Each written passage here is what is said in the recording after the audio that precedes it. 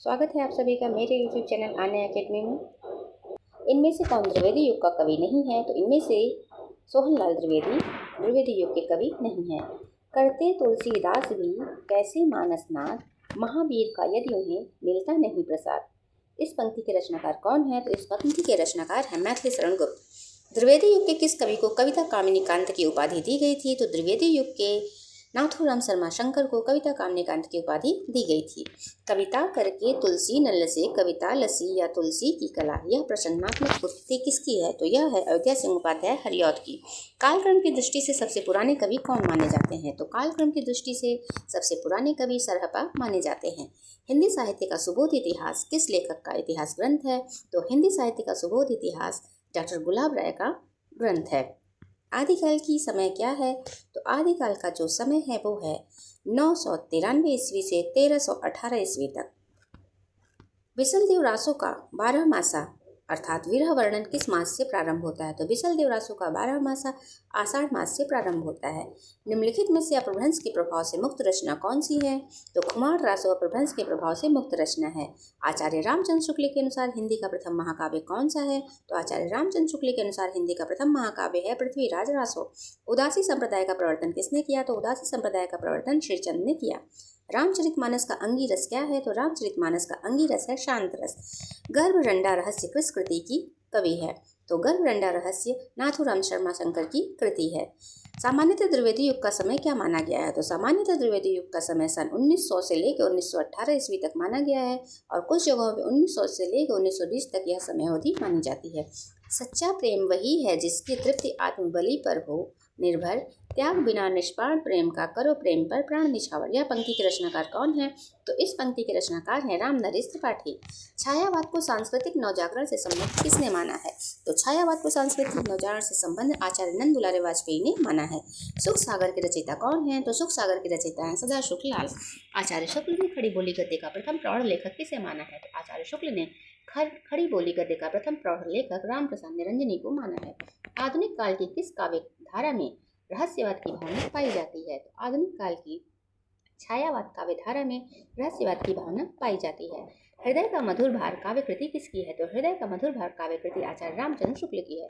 जूही की कली पर अश्लीलता का आरोप लगाकर किसने वापस कर दिया था? तो जूही की कली पर अश्लीलता का आरोप महावीर प्रसाद ने लगा के इसे वापस कर दिया था और यह सरस्वती पत्रिका में प्रकाशित नहीं हुई थी। स्वच्छंदतावाद का प्रवर्तक आचार्य शुक्ल ने किसे माना है? तो स्वच्छंदतावाद का प्रवर्तक आचार्य शुक्ल ने श्रीधर पाठक को माना है। छायावाद को शक्ति काव्य के रूप में किसने परिभाषित किया है? तो छायावाद को शक्ति काव्य के रूप में रामस्वरूप चतुर्वेदी ने परिभाषित किया है। सरोज स्मृति की रचना किसने की है? तो सरोज स्मृति की रचना सूर्यकांत त्रिपाठी निराला ने की है। अपने काव्य के उत्तर में अरविंद दर्शन से प्रभावित कवि कौन है? तो अपने काव्य जीवन के उत्तर में अरविंद दर्शन से प्रभावित कवि सुमित्रानंदन पंत है। पाहुड़ दोहा के रचनाकार कौन थे? तो पाहुड़ दोहा के रचनाकार का नाम था राम सिंह। रावरे रूप की रीति अनूप, नयो नयो लागत, ज्यों ज्यों निहारिये। यह पंक्ति किसकी है? तो यह पंक्ति है घनानंद की। भारतेंदु ने कुल कितनी काव्य कृतियों की रचना की है? तो भारतेंदु ने कुल 70 काव्य कृतियों की रचना की है। मैथिली शरण गुप्त की प्रथम कविता हेमंत किस पत्रिका में प्रकाशित हुई थी? तो मैथिली शरण गुप्त की प्रथम कविता हेमंत सरस्वती पत्रिका में प्रकाशित हुई थी। खड़ी बोली का प्रथम कवि किसे माना गया है? तो खड़ी बोली के प्रथम कवि हैं अमीर खुसरो। प्रकृति चित्रण की दृष्टि से द्विवेदी युग का श्रेष्ठ कवि कौन है? तो प्रकृति चित्रण की दृष्टि से द्विवेदी युग का श्रेष्ठ कवि श्रीधर पाठक और राम नरेश त्रिपाठी को माना गया है। निराला की जूही की कली का उदाहरण क्या है? तो निराला की जूही की कली मुक्त छंद का उदाहरण है। कामायनी को मानवता के रसात्मक इतिहास की संज्ञा प्रदान की गई है। तो कामायनी को मानवता के रसात्मक इतिहास की संज्ञा नंद दुलारे वाजपेयी ने प्रदान किया है। एकलव्य नामक कृति के लेखक कौन है? तो एकलव्य नामक कृति के लेखक हैं राम कुमार वर्मा। छायावाद की लघुत्रयी में कौन नहीं आता है? तो छायावाद के जैसे कि 4 स्तंभ हैं, आप जैसे जानते ही हैं, जयशंकर प्रसाद, पंत, महादेवी वर्मा और निराला।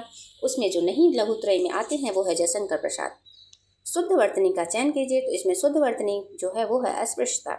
हिंदी को संयुक्त प्रांत के कचहरियों की भाषा कब बनाई गई? तो हिंदी को संयुक्त प्रांत की कचहरियों की भाषा 1900 ईस्वी में बनाई गई। राजा शिव प्रसाद सिंह किस भाषा के समर्थक थे? तो राजा शिव प्रसाद सिंह आम फहम भाषा तथा नागरी लिपि के समर्थक थे। भूगोल हस्तामलक ग्रंथ के रचयिता कौन है? तो भूगोल हस्तामलक ग्रंथ के रचयिता है शिव प्रसाद सितारे हिंद। इनमें से नाथ सिद्धों में किसे नहीं गिना जाता है? तो वो है नागार्जुन, चरपट और जलंधर। भारत भारती में किस भावना की रूपरेखा है? तो भारत भारती में राष्ट्रीय भावना की रूपरेखा है। निम्नलिखित में कौन सा काव्य ग्रंथ नहीं है? तो रसज्ञ रजयन यह काव्य ग्रंथ नहीं है। रत्नाकर कृत गंगावतरण किस छंद में लिखा गया है? तो रत्नाकर कृत गंगावतरण रोला छंद में लिखा गया है। कवि सम्मेलनों का बादशाह कौन है? तो कवि सम्मेलनों का बादशाह है स्नेही। कौन सी प्रवृत्ति द्विवेदी युग की नहीं है? तो राष्ट्रीय भावना, नीति और आदर्श और इतिवृत्तात्मकता यह सब द्विवेदी युग की प्रवृत्ति है। जो नहीं है वो है मार्क्सवादी नियम।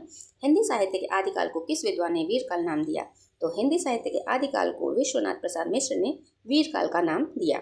दिनकर का पर्यायवाची क्या होगा? तो दिनकर का पर्यायवाची है प्रभाकर। भारतेंद्र युग की समय सीमा क्या है? तो भारतेंद्र युग की समय सीमा है 1900 ईस्वी से लेकर 1920 तक। साकेत का काव्य रूप क्या है? तो साकेत एक महाकाव्य है। कविता कौमुदी के 8 भागों का संपादन किसने किया? तो कविता कौमुदी के 8 भागों का संपादन राम नरेश त्रिपाठी ने किया। ब्रजभाषा गद्य की पुस्तक श्रृंगार रसमंडन के रचनाकार कौन है? तो ब्रजभाषा गद्य की पुस्तक श्रृंगार रसमंडन के रचनाकार हैं विट्ठलनाथ। अविंधन में सही संधि क्या है? तो अविंधन में जो सही संधि है वो है अपधन ईंधन। पंत की कौन सी रचना महाकाव्य की श्रेणी में आता है? तो पंत जी की लोकायतन यह रचना महाकाव्य की श्रेणी में आता है। बंधाक्षर की अंतिम ध्वनि क्या होती है? तो बंधाक्षर की जो अंतिम ध्वनि होती है वो होती है व्यंजन। परिवर्तन कविता संकलित किसमें है? तो परिवर्तन कविता पल्लव में संकलित है। युग्मक ध्वनि के उदाहरण क्या है? तो युग्मक ध्वनि का उदाहरण है प्रसन्नता। पंत की किस रचना पर सोवियत लैंड पुरस्कार मिला था? तो लोकायतन को सोवियत लैंड पुरस्कार मिला था। हिंदी के अनुनासिक वर्णों की संख्या कुल कितनी है? तो हिंदी की अनुनासिक वर्णों की जो संख्या है वो इसमें से नहीं है। निराला की लंबी कविता इसमें से कौन सी नहीं है? तो वन बेला निराला की लंबी कविता नहीं है। कौन अष्टछाप का कवि इसमें से नहीं है? तो नरोत्तम दास जी अष्टछाप के कवि नहीं है। मनोविकार में कौन सी संधि है? तो मनोविकार में गुण संधि है। भावुक का संधि विच्छेद क्या होगा? तो भावुक का संधि विच्छेद होगा भावधन। घनानंद किस बादशाह के आश्रित कवि थे? तो घनानंद मोहम्मद शाह बादशाह के आश्रित कवि थे।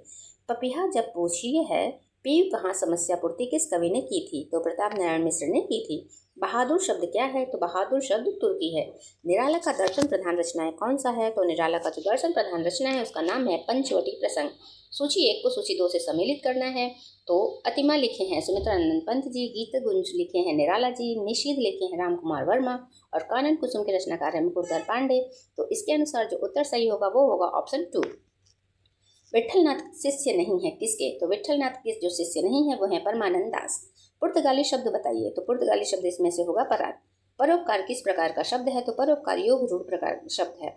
श्रीधर पाठक ने गोल्ड स्मिथ की किस कृति का अनुवाद किया है? तो श्रीधर पाठक ने गोल्ड स्मिथ की हर्मिट, द ट्रेवलर और ड्रेजडेंट विलेज सभी का अनुवाद किया है। स्वदेशी कुंडल की देशभक्तिपूर्ण कुंडल या संकलित यह रचना किसकी है? तो यह रचना है राय देवी प्रसाद पूर्ण की। गौशाला में कौन सा समास है? तो गौशाला में संप्रदाय तत्पुरुष समास है। जयशंकर प्रसाद की किस कृति को पहले ब्रजभाषा में तथा बाद में खड़ी बोली में रूपांतरित कर दिया गया? तो प्रेम पथिक यह जयशंकर प्रसाद की वह कृति है जिसको पहले ब्रजभाषा में तथा बाद में खड़ी बोली में रूपांतरित किया गया था। कामायनी को छायावाद का उपनिषद किसने कहा है? तो कामायनी को छायावाद का उपनिषद शांतिप्रिय द्विवेदी ने कहा है। बिना पलक या निमिष गिराए के लिए एक वाक्य क्या होगा? तो वो होगा एकटक। मुहावरा के एक अन्य नाम क्या है? तो मुहावरा का जो एक अन्य नाम है वो है वाग्धारा। बिन भी हूँ मैं रागनी भी यह पंक्ति किससे ली गई है? तो यह पंक्ति नीरजा से ली गई है। प्राची दिग्गज डर में पुष्कल रवि रेखा यह पंक्ति किसकी है? तो यह पंक्ति है तुलसीदास की। एकलव्य रचना क्या है? तो एकलव्य रचना एक प्रबंध काव्य है। पंत की कौन सी रचना प्रगतिवादी है? तो पंत की जो युगवाणी है वो रचना प्रगतिवादी है। देश प्रेम वह पुण्य क्षेत्र है अमर असीम त्याग में विलसित यह पंक्ति किसकी है? तो यह पंक्ति है राम नरेश त्रिपाठी की। खड़ी बोली के प्रथम महाकवि कौन है? तो ध्यान दीजिएगा, खड़ी बोली के प्रथम कवि तो अमीर खुसरो हैं, लेकिन जो महाकवि पूछा गया है तो महाकवि अयोध्या सिंह उपाध्याय हरिऔध हैं।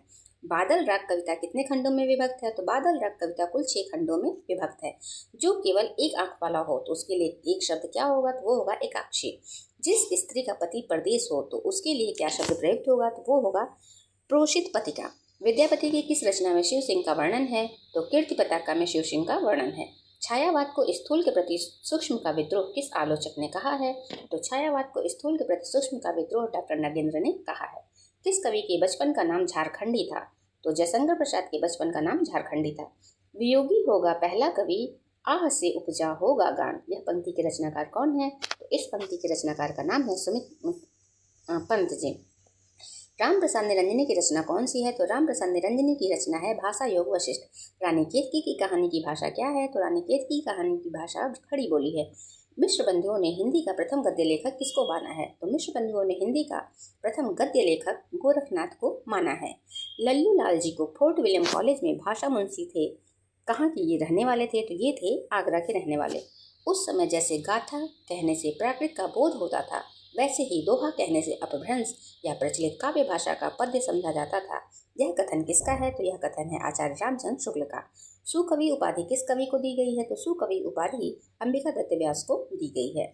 साहित्यकारों एवं पत्रकारों ने हरिश्चंद्र को भारतेंद्र की उपाधि से कब सम्मानित किया था? तो साहित्यकारों एवं पत्रकारों ने हरिश्चंद्र को भारतेंद्र की उपाधि 1880 ईस्वी में सम्मानित किया था।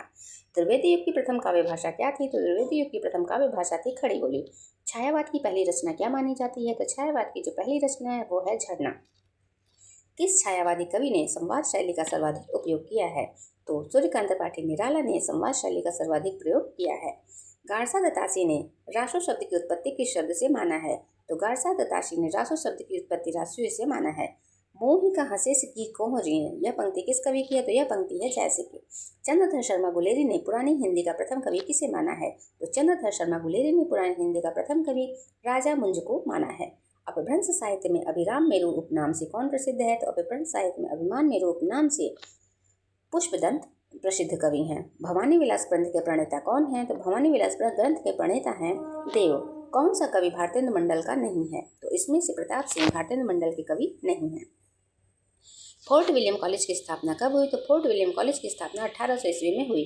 हिंदी नई चाल में ढली 1873। कथन किसका है? तो यह कथन है भारतेंद्र हरिश्चंद्र जी का।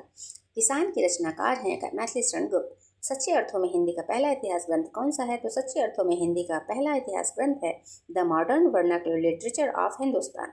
गोरखनाथ के गुरु कौन थे? तो गोरखनाथ के गुरु थे मत्स्येंद्रनाथ। बुद्ध देव के नाम बाद भारत के सर्वाधिक बड़े लोकनायक हुए कौन? तो वो हैं तुलसीदास। सुधा निधि किस कवि की रचना है? तो सुधा निधि तोष कवि की रचना है। मयंक महिमा के रचनाकार कौन है? तो मयंक महिमा के रचनाकार हैं बद्री नारायण चौधरी प्रेमघन। महावीर प्रसाद द्विवेदी ने सरस्वती के संपादन का उत्तराधिकार अपने पश्चात किसे सौंपा था? तो महावीर प्रसाद द्विवेदी ने सरस्वती के संपादन का उत्तराधिकार अपने पश्चात पंडित देवी दत्त शुक्ल को सौंपा था। कौन सी रचना दस्तखान की इसमें से नहीं है? तो जो नहीं है वो है पदावली। भारतीयों ने उर्दू में जो कविताएं लिखी थी वह रसा उपनाम से लिखा करते थे। अयोध्या सिंह उपाध्याय हरिऔध को प्रिय प्रवास के लिए कौन सा प्रवास पुरस्कार मिला था? तो अयोध्या सिंह उपाध्याय हरिऔध को प्रिय प्रवास के लिए मंगला प्रसाद पारितोषिक पुरस्कार मिला था। चिरगांव किस कवि का जन्म स्थान है? तो चिरगांव मैथिली शरण गुप्त का जन्म स्थान है। आकाश गंगा काव्य संग्रह किसका है? तो आकाश गंगा काव्य संग्रह राम कुमार वर्मा का है। रवण छंद या केचुआ छंद किस कवि की रचनाओं को लक्ष्य करके कहा गया है? तो रवण छंद या केचुआ छंद सूर्यकांत त्रिपाठी निराला को कहा गया है। सुमित्रा नंदन पंत की रचनाएं किस पत्रिका में प्रकाशित हुई? तो सुमित्रा नंदन पंत की रचनाएं रूपा पत्रिका में प्रकाशित हुई। हिंदी साहित्य का आधा इतिहास की लेखिका कौन है? तो हिंदी साहित्य का आधा इतिहास की लेखिका है सुमन राजे। हिंदी का प्रथम गद्य लेखक मिश्र बंधुओं ने किसे माना है? तो हिंदी का प्रथम गद्य लेखक मिश्र बंधुओं ने गोरखनाथ को माना है। तुलसीदास को कली काल का वाल्मीकि किसने कहा है? तो तुलसीदास को कली काल का वाल्मीकि नाभादास ने कहा है। तो इसी के साथ आज का वीडियो हमारा यहीं पे समाप्त होता है। मिलते हैं कल एक नए प्रैक्टिस सेट के साथ। तब तक आप सभी का धन्यवाद। आपका दिन शुभ हो।